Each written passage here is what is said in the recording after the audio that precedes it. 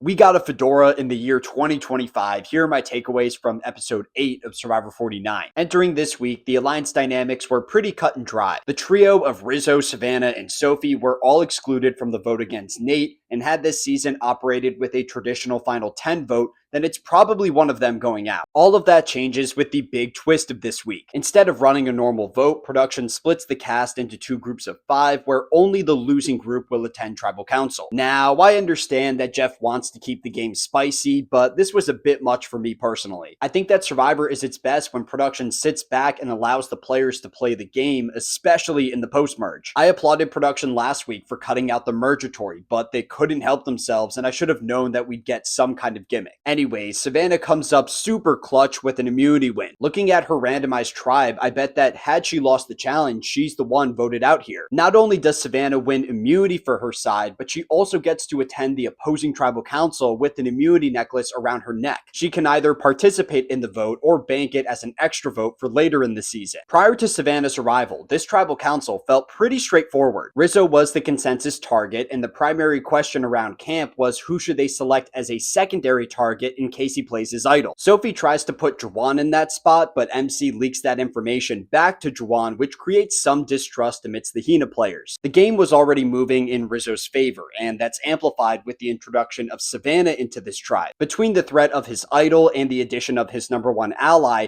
Rizzo was able to take control. At tribal council, he leads a unanimous vote against MC, and this was a great round of gameplay from Rizzo. He correctly holds onto his idol in a spot where there's a serious temptation to play it. He learns about Savannah's extra vote, which she preserves. Most importantly though, the Uli players disrupt the foundation of the Hina alliance through the MC vote. They knock out an integral member of that group while keeping Sophie around as a shield for later in the season. Looking towards next week, I'm really excited to see what Rizzo, Savannah, and Sophie do next because all of them have some kind of advantage. Anyways, let me know your thoughts on this episode.